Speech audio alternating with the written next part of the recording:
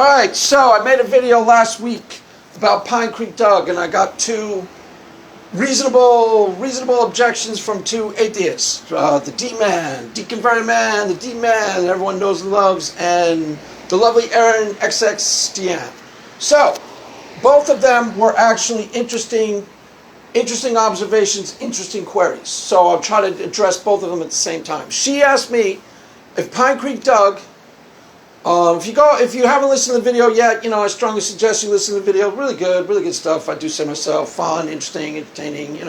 Really well thought out. Really relevant. Go check it out. So she asked me if Pine Creek Doug actually believes that he's doing something right, and he believes he's right, and he's upfront about his methodology. Doesn't that mean he has integrity? Not exactly, because it's the methodology itself that is the problem. I'm not necessarily doubting his intentions, okay? Anthony Magnabosco, let's take him. I am 100% certain. With Doug, I'm not sure. With Anthony Magnabosco, I'm 100% certain that he honestly thinks he's helping people. That he honestly thinks he is doing them a service or doing them something good for them by getting them to see the logical fallacies in their own thinking, or that they don't really have a strong justification for believing Proposition X. Now, the difference is in the methodology. Now, I'm not signing off 100% on Anthony's methodology because I haven't done a thorough enough investigation, but I watched his last video with Xxtian, and I've explained this in other videos, but I'll go in this in detail in times to come. I really think his methodology is intact, at least how he performs it. We may have to make it more robust so that it can't fall into hands that will misuse it. But his methodology, see, the problem with Doug's methodology is Doug is running a script. He is controlling the narrative. He doesn't, let's start with Anthony Magnabosco. His methodology is intact and it has integrity. It's not because he's so nice and he holds your hands and isn't that so sweet. It has nothing to do with anything. He's not manipulating people. If he were, I'd tell you that. He's not being so kind and isn't that so wonderful. He's not. He's just asking. His methodology is this. Ask an honest question. What do you believe? Okay? And then when they give an answer, the answer organically prompts the next question. Now, I'm not sure if that's even following the script as he wrote it down in his street epistemology. But that's how he plays it out in real time. That's how he did it with Xxtian. And it leads to a real conversation. So he not only is Anthony not controlling the narrative, technically, the person is. The interlocutor is controlling the narrative. First of all, he starts with an honest question. Second of all, he listens to the answer. That's already light years ahead of Pine Creek Doug. Okay? That's really important first step. He asks an honest question, listens to the answer, and then the next question is usually a penetrating, challenging question, sure, but it's based off the answer. So that person's controlling the narrative, technically. Really, honestly. Anthony is not. He is basing his next question off of whatever's answered. Pine Creek Doug, on the other hand, the first time I was on his channel, this really happened, guys. First time I was on his channel, I was asking about my religious experience. He didn't even listen. He didn't even hear thing one. Why? Because he already knows in his own mind, I already know that this is imaginary. So yeah, cut to the chase. Okay, blah, blah, so powerful, so real to you. That's what he's thinking in his mind. Okay, cut to the chase, get to the part where I can defeat you. That's all that's going on. So I finished telling the story about my religious experience, and he literally says something like this to me. Is it all right if I ask you questions to show you that it was imaginary? Something like that. Not quite that blatantly like, I don't believe you at all, and it's not even I don't believe you at all. It's, this can't be true. Why? Because God doesn't exist. That's the presupposition from which he starts from, which is fair enough to believe. Okay, if you believe that, fine. You speak that out, that's your piece. But there's a methodology by which you go about engaging with somebody who has a totally different point of view, and it isn't, I now get to ask you all the questions. Why? Because you're basically debating them. You're not really asking questions. It's not honest inquiry. You are controlling the narrative. The only reason you'd be asking them questions at that point is to demonstrate to them what you already think you know. To lead them. Period. That's not up for discussion. That's a basic paradigm of reality. So, it's not negotiable, guys. That's a basic truth. Anthony Magnabosco. So think of it, if I believe something. Okay, let's say I believe Proposition X. Now let's say Proposition X was true. Okay? Anthony Magnabosco's methodology would actually start to expose that Proposition X is true. And I'll demonstrate that in a second. Pine Creek Doug's, if Proposition X is true, it can never come out. Why? Because he's controlling the narrative. If he doesn't, the only thing that Pine Creek Doug's methodology can expose is what Pine Creek Doug's thinks is true. That's it. That's a really, really corrupt methodology. So he could use his methodology to convince a weak-minded person that their own mother doesn't exist. It doesn't mean that Pine Creek Doug would be right, and it doesn't mean the person would be right. It means that he has just controlled the narrative so thoroughly and got them to question that their basic paradigm of reality that they've been operating under for however many years. To the untrained observer, the atheist, it might look like a victory, but it's not organically arrived at conclusion based on facts and truth. It is his foregone conclusion being played out in another human being who's just weak-minded enough to yield. I know that doesn't go down easy, and that didn't translate all that well verbally. I'll explain that better in videos to come, but that's the basic God's honest truth. Okay, there's no integrity in his process. His process is corrupt by design. Nothing that he thinks is false can ever be, nothing that he doesn't think is true can ever be exposed by his process. It can only lead to what he thinks is true. So, let's see this in the real world. And in the religious phenomenology that I'm trying to bring to the table, there's only really two important things that we need as Christians to focus on if we want to start actually evidencing God to people. The God model and phenomenology. That's it. All those things need to be operating and totally constructed. And you can build logical, complete constructions of those so that there's no problem in there. The God model and the phenomenology. The Bible sidetracks everybody. Why? Because everyone's got their stupid little hang-up about this particular scripture and that particular... Oh, here's the scripture where God does this, and isn't that so terrible? Yeah, it's so terrible. Can't handle cognitive dissonance, blah, blah, blah. Can't handle cognitive dissonance. Sure. So, let's look at the phenomenology itself. Now, what I've said 1,000 times over. A, I am rationally justified to believe in that which I clearly perceive. That is non-negotiable. That's a basic paradigm of reality. Normally speaking, a healthy human being, all of you are. Doesn't mean I'm right. Doesn't mean I'm right. It just means I'm completely rationally justified to believe in that which I clearly perceive. Full stop. Always. All circumstances. Just means I have a rational justification for the belief. Does not mean I'm right. I could still be wrong. Okay? But I have a rational justification for it. Why is the important question. Because your senses, normally speaking, you're a healthy person, your senses are functioning properly, your senses evidence the world to you as it actually occurs. Bang, full stop. Non-negotiably true. That is just true. Period. So you have the ontology, which is the God model, and the phenomenology. If the ontology you explore through philosophy of religion, the ontology you experience directly. Why? Because it becomes evidence to your senses. Now, let's take it out of the realm of religion so there's no confusion. In other words, if I see X in the parking lot, I am completely and 100% rationally justified to believe that X is in the parking lot. Even if X seems implausible. Do you understand now? How do I know X is there? I see it with my own eyes. Now, there are some circumstances where your senses aren't all that reliable. Okay? So if I see X in the parking lot, but X is vague and it's not really all that lucid or clear, and do I really see X? Then I'm not completely rationally justified. Okay? But if I see X in the parking lot, there's a series of self-exams that I can perform to make sure X is truly there and truly X. If I sit there for an hour and X is still there and my eyes have evidenced it to me the entire time, and my eyes are functioning, the world looks the same way, my apartment, everything seems normal, then X is there. Period. Despite how implausible X may be. I'm using X on purpose. Because whenever I use examples, people get hung up on the examples. If I see X in the parking lot for north of an hour, and I haven't moved, and X hasn't moved, and is still there the whole time, I'm completely 100% justified to say X is really there. No matter what Pine Creek Doug thinks. No matter what Pine Creek Doug thinks. That's the problem.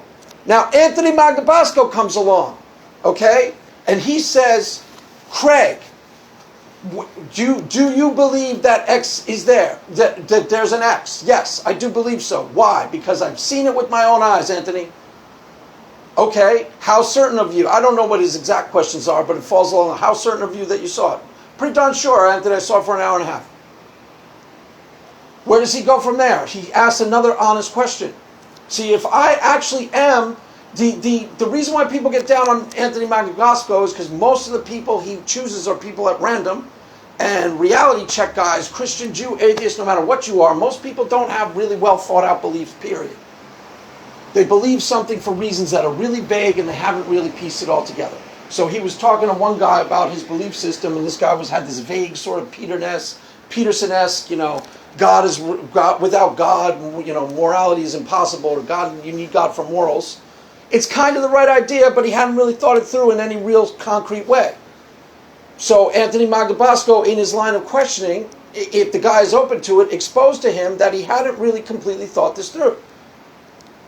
If the position is based in something that's true, you now have the opportunity to think it through and strengthen the position. Bang, full stop. There's nothing stopping you from doing that. Anthony Magnabosco's process does not tell you to deny reality or black is white. It just tells you, look, you haven't really, it can just expose to you a truth that you can be right, but not really have thought it through. Anthony Magnabosco may push people. Okay, I've only watched one of his videos. He may lead a la Doug a little, but so far in the video I watched, he didn't really lead at all. The other person was doing the leading. So he said, why do you think God is responsible for morals? And then the guy had, because without God, something, something, something. Then Anthony Magnabosco asked a penetrating, honest, challenging question off of his answer. That guy was leading the narrative. That guy was controlling the narrative. His answer prompted the next question. It's very similar to what I do when I interview people on my channel. You notice when I interview people on my channel, nobody ever gets defensive. Not once, ever. Why? Because I'm not putting them on the defense.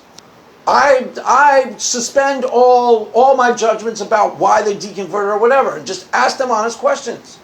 That's it. That's all I do. And whatever the question they answer me with leads to the next question. Okay, here's a little side trip, but it's kind of important. Erin, if you're listening. Now, imagine yourself on my channel. Okay, you were an atheist, correct?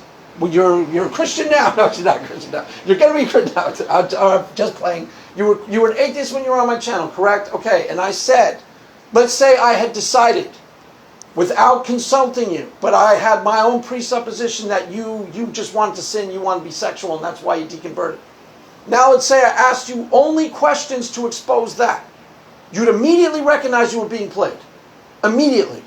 If I said like, oh, interesting, so you really didn't like purity culture, huh, Erin? Ha ha ha ha, wink, wink, wink. I wouldn't have been a total douchebag about it. Totally transparent, Greg, yeah, okay.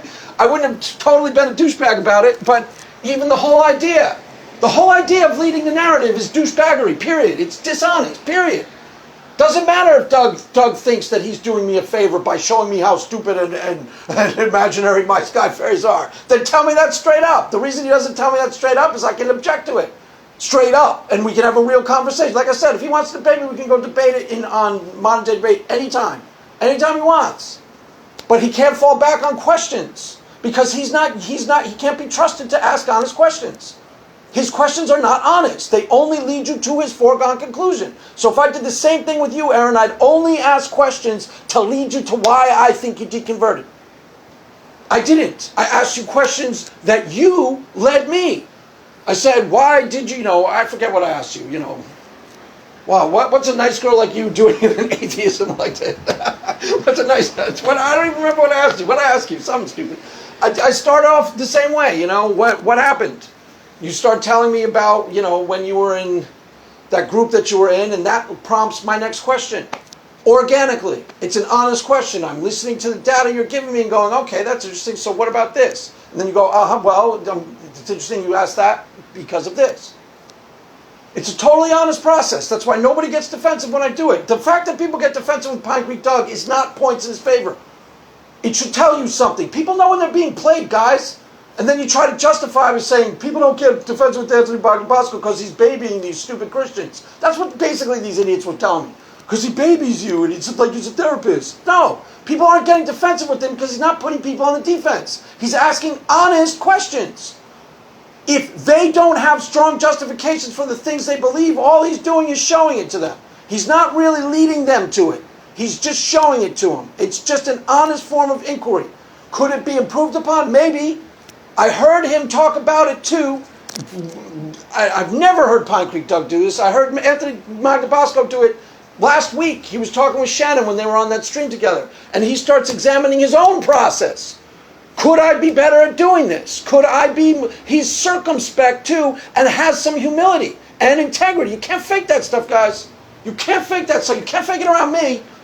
You can't. You can fake it around some people. You can't fake it around me. Again, New Yorker.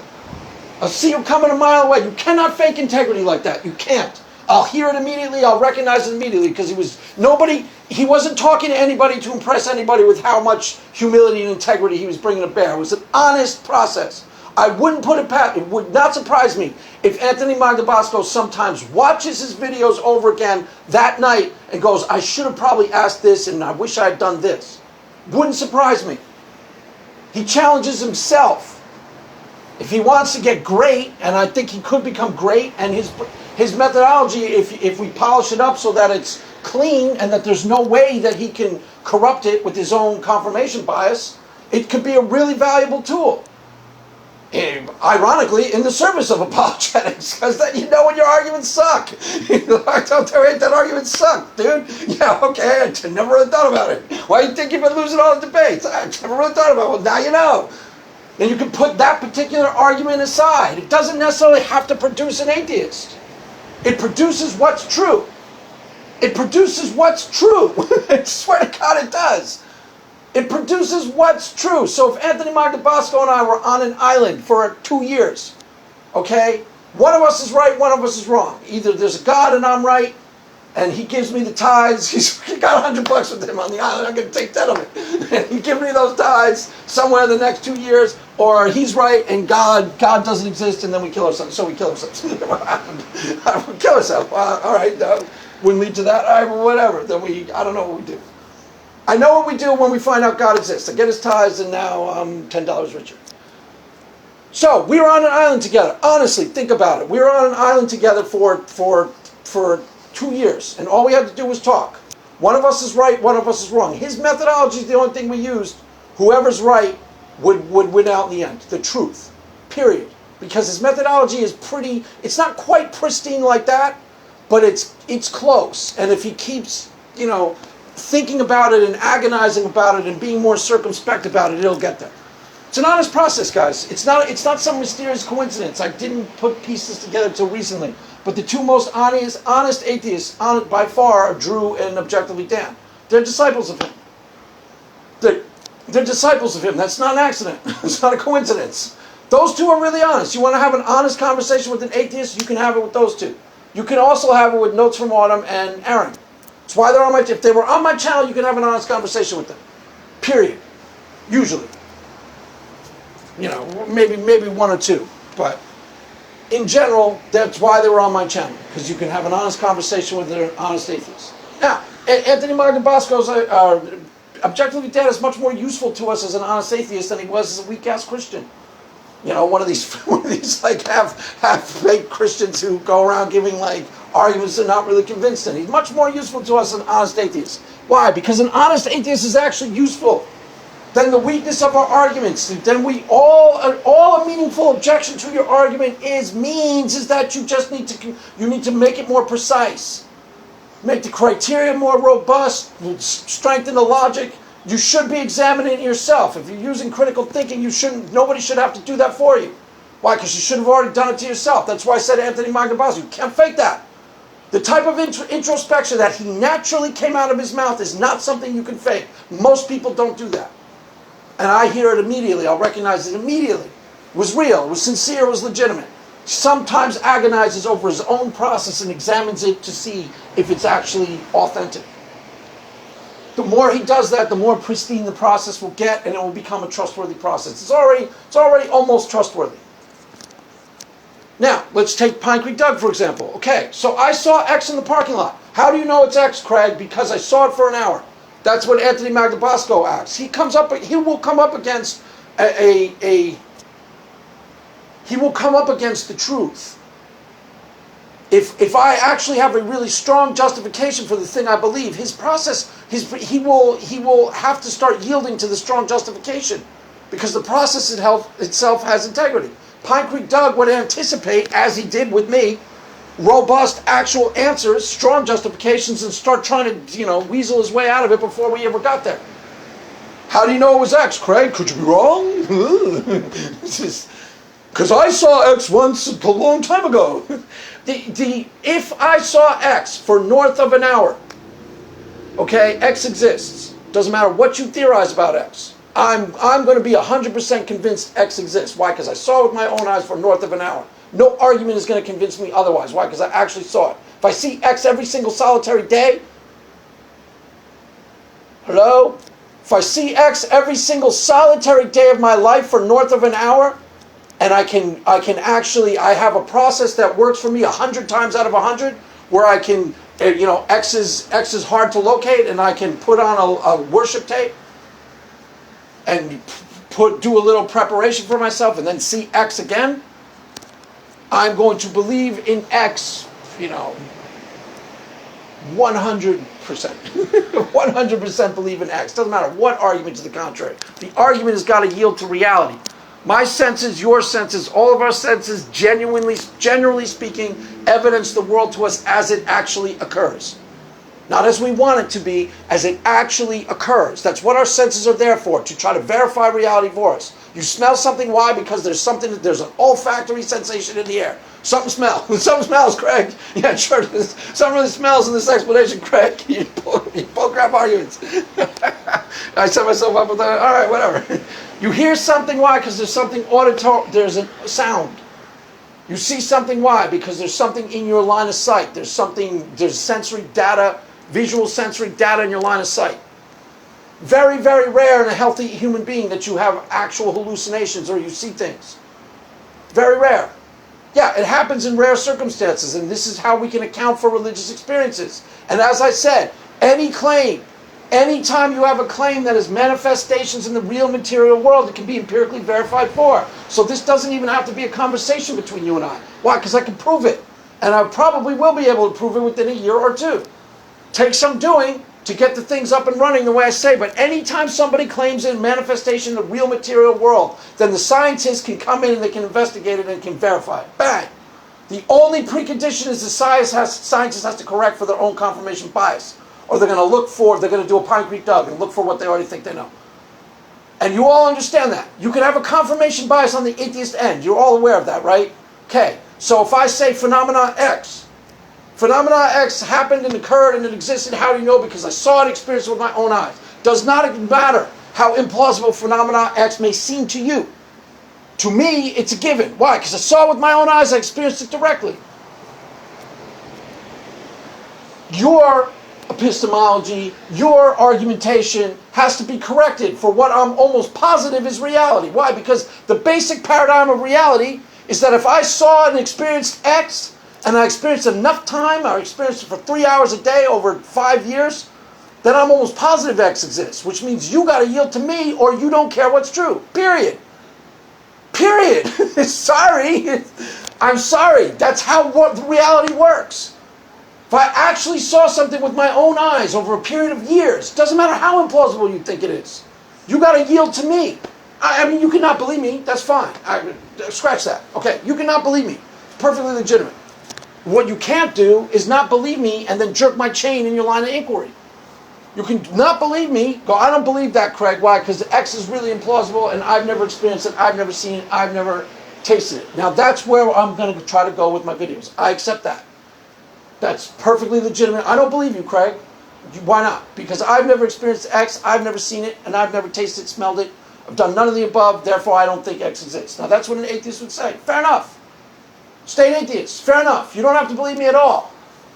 I'm just telling you I'm almost positive I have really good rational justification for it. You don't have to believe me at all. This is never about me versus you, whoever you may be. It's not. The reason why I had Erin on my channel was because I thought she'd have an honest conversation, give me some insight into her actual lived experience of her real life, and she did. She told me a lot of interesting things, that some of which are going to stick with me.